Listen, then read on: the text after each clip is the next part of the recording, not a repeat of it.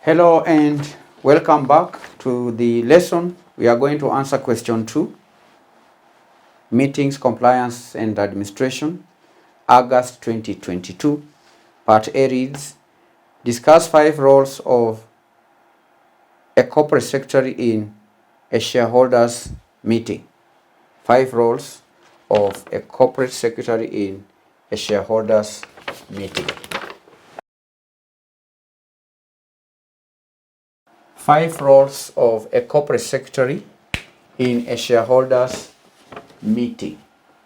Now we are going to discuss 5 roles of the corporate secretary in a shareholders meeting. The first one is meeting logistics. He is responsible for organizing the logistics. Number 2, agenda preparation. Number 3, documentation and communication. The fourth role is meeting facilitation. And lastly, minutes and record keeping. Those are 5 roles of a corporate secretary in a shareholders meeting. Number 1, meeting logistics. Meeting logistics. The corporate secretary is responsible for organizing the logistics of the shareholders meeting, and that includes arranging the venue. It may include ensuring proper notice is given to the shareholders, coordination with the relevant parties for the smooth conduct of the meeting, and so on. The corporate secretary is in charge of the logistics around the meeting. Agenda preparation, number 2.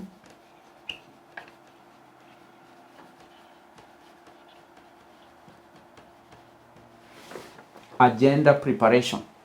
The corporate secretary assists in preparing the agenda for the shareholders meeting. They work closely with the board of directors and management to identify the key topics that are to be discussed and ensure that the agenda is comprehensive and it's in line with the legal requirements. Agenda preparation. The third role is documentation and communication. Documentation and communication. The corporate secretary ensures that all necessary documents and materials related to the meeting are prepared and distributed to shareholders in a timely manner. And that includes notice of the meeting, proxy forms, financial reports, or any other relevant material or information. Documentation and communication. 4, meeting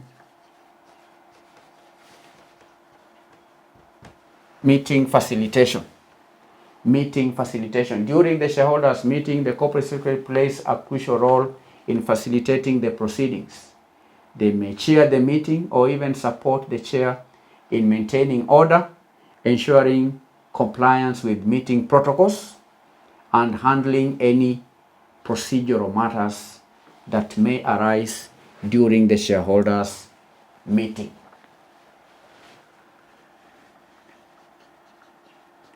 Minutes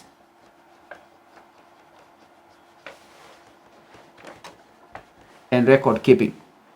Minutes and record keeping. The corporate secretary is responsible for taking minutes and accurate minutes for that matter. These are minutes of the shareholders meeting. They document the discussions, the decisions. They document resolutions made during the meeting. Additionally, they maintain proper records for the meeting, proper records for the minutes, attendance, and other relevant documents for the future reference and compliance purposes.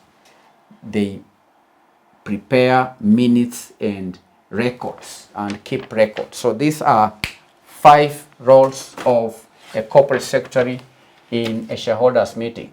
Meeting logistics, agenda preparation, documentation and communication, meeting facilitation, and minutes and record keeping. 5 roles, 5 marks.